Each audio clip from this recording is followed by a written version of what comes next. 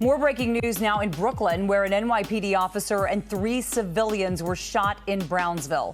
Let's get right to Lisa Rosner. She's live at the scene with what she's learning. Lisa.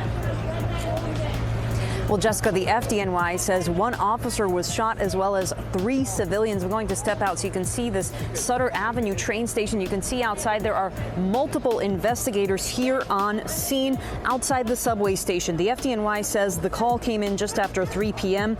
It is a busy area. We see people coming and going constantly. Again, 1 officer shot and 3 civilians shot, according to the FDNY. It's not clear who fired the shots or if it happened outside or inside the train station. It's also unclear if this was officers returning fire. We also don't know the conditions of those that were shot. The L train is now skipping stops at Sutter Avenue due to this investigation. And right now we're going to go to a presser with the mayor on this incident. The even greater tragedy with a person with over 20 arrests, a real career criminal. We have 4 people that were shot, and we're able to have a real account of what's actually occurred due to what I believe is the partnership with the TA and the police department. We have a number of cameras that not only on the train, but on the platform, as well as the body-worn cameras of our officers. So I'm joined here with the head of the MTA, Janel Lieber, as well as the police commissioner and the chief of department and our entire team, who will give you an account of what took place on the transit system. So I want to turn it over to Janel Lieber. Janel.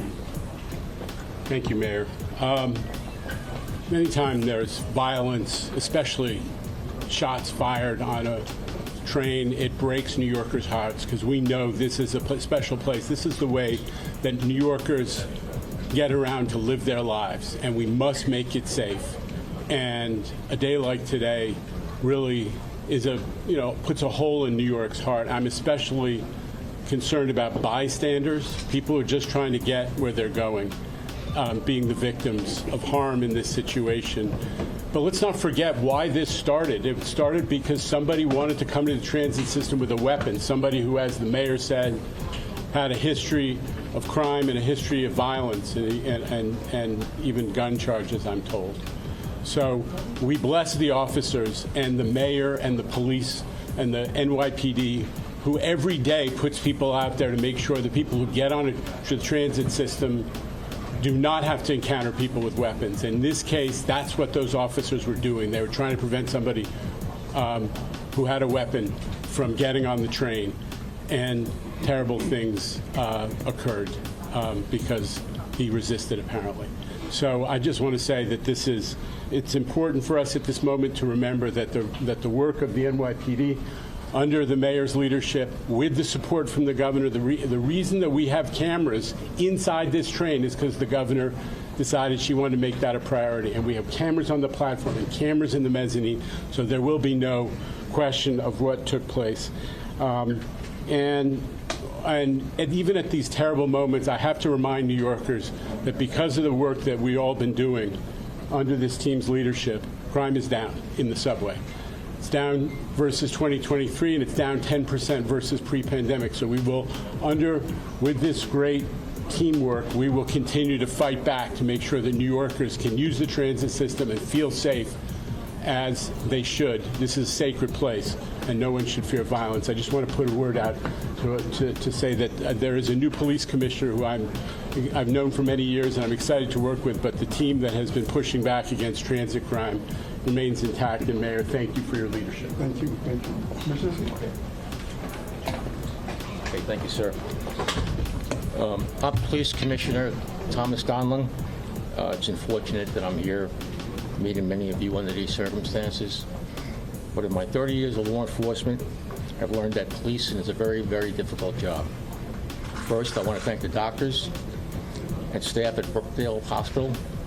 We are grateful for them and the great work that they do. I also want to thank the men and women of the New York City Police Department who put their lives on the line every day, 24/7. As I said, this is a dangerous job, and today was another reminder of that. A few A few moments ago, I spoke with Officer May's family. He's in good spirits, and he's expected to make a full recovery. We will be working through the timeline of today, but make no mistake, the events that occurred on the Sutter Avenue station platform were the results of an armed perpetrator who was confronted by our officers doing the job we asked him to do. There will be a full and thorough investigation conducted into this incident, as we always do in cases like this.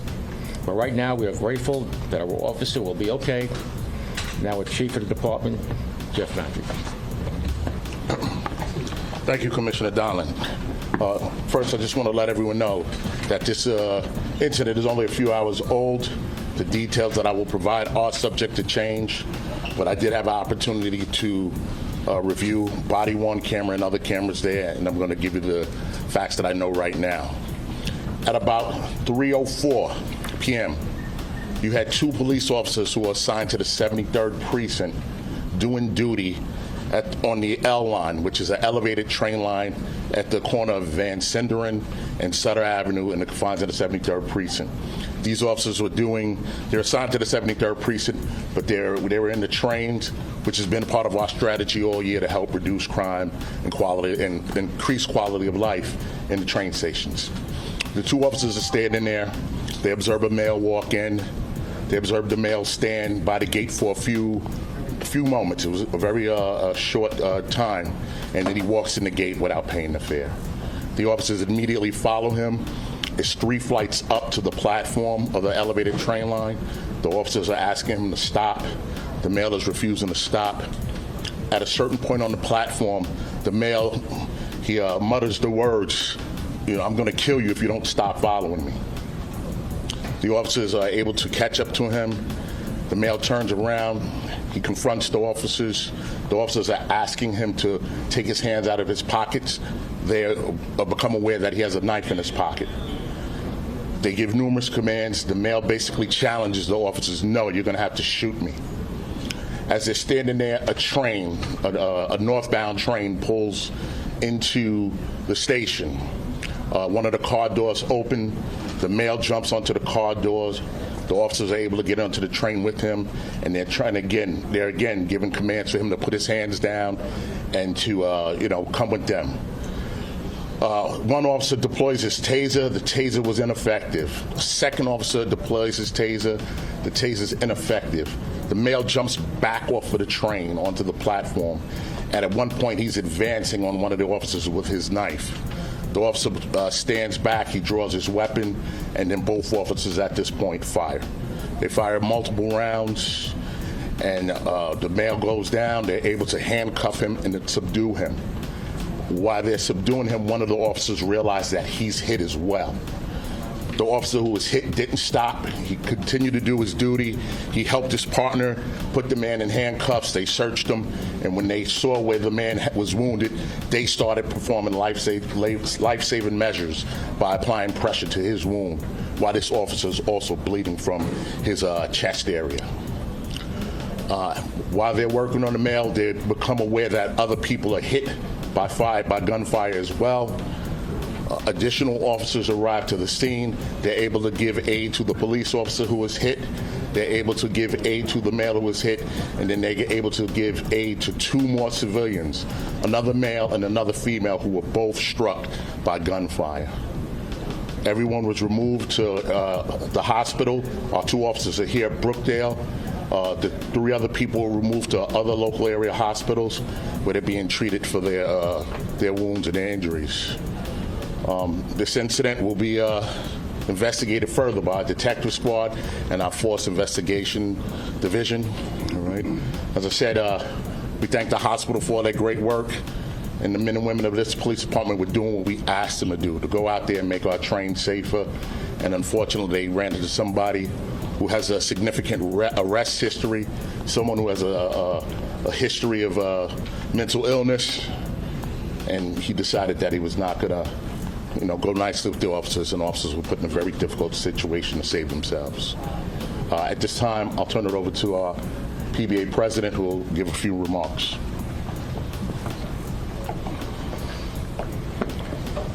We're truly grateful that our brother police officer is on the road to recovery, thanks to the nurses and the doctors in this hospital.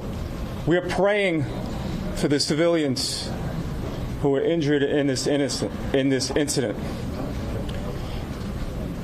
But our police officers are out every day, whether it's on patrol, whether it's on the subway, whether it's patrolling the streets. This is the dangerous environment all police officers are up against. A dangerous career criminal out on the streets. A dangerous career criminal who was carrying a weapon. A dangerous career criminal who didn't comply with police officers' orders. Who wasn't afraid to stab New York City police officers. The question needs to be answered.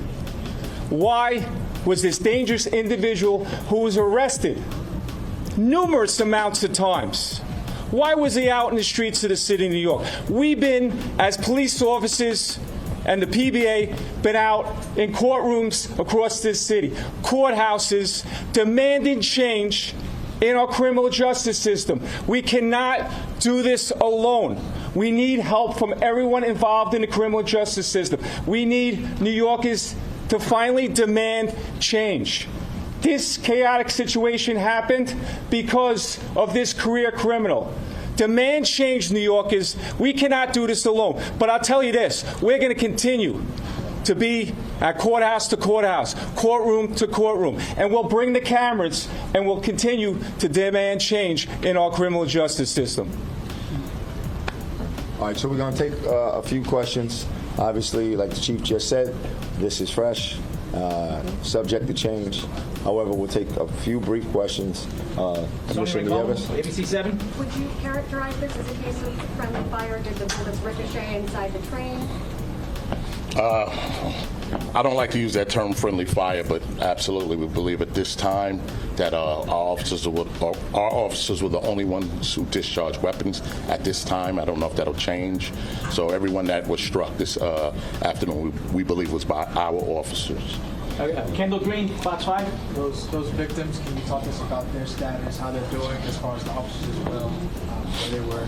Mm-hmm. Absolutely. Well, first and foremost, I want each of those victims, everyone, to know that they have my prayers, their family has my prayers. I've seen too many gun violence. Too much gun violence is my time, and with my time in the police department. So our officer was hit in the chest area, right under the armpit. It missed his vest. And actually, he was hit, and we don't know yet. We're still investigating, but he was hit multiple times, maybe by shrapnel as well, in the lower extremities and well as the face. But he has an entrance wound right under the left armpit, and the bullet lodged somewhere in his back. Our perpetrator in this was hit numerous times in the body and in the abdomen area. One of the victims who was on the train was struck in the head, and another victim, male victim, and the female victim was grazed. She's not likely. McGee Hickey. Could the new interim police commissioner answer a question? What's the question? Absolutely. Oh, the question was about it's been within the past 3 days the tasers haven't worked twice. There have been 2 police news conferences since he took over. Is this something he's going to look into? Tasers. I mean, the point of a taser is to stop so we don't get to this moment. All right, I'll let the police commissioner answer, but obviously we have our Force Investigation Division that looks into every police-involved shooting. So, we go through a thorough investigation after every police-involved shooting, and that's our Force Investigation Division. But okay, I could ask him another question. How does it feel? We stand on topic. But go ahead. Is that okay? This is your first news conference as interim police commissioner. Right. How does it feel? It feels fantastic. I worked in law enforcement for many, many years. I worked with NYPD, Joint Terrorist Task Force, and I've had a great relationship throughout the years, along with Mayor Adams here. And I first met Mayor Adams when he was at the Senate, and he was one of the few individuals that used to come to me and discuss terrorism matters, both reactive and proactive. He was always concerned about his constituents. And that's why I have a tremendous respect for the mayor and what he's done throughout the years. Thank you. All right, thank you, everybody. All right, thank you, everyone. Thank you.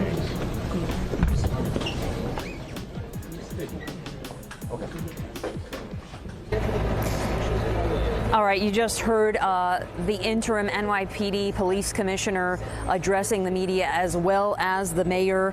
They talked about this breaking news here at the Sutter Avenue train station and what happened just after 3 p.m. Officers were trying to apprehend someone on the L train platform and that person, they said, had a knife. The person they were trying to apprehend, they said, has a criminal history and did not comply with officers' orders. This all started when the 2 officers assigned here to the L train station noticed him go through the gate without paying. They told him to stop, and this person allegedly muttered, "I'm going to kill you if you don't stop bothering me."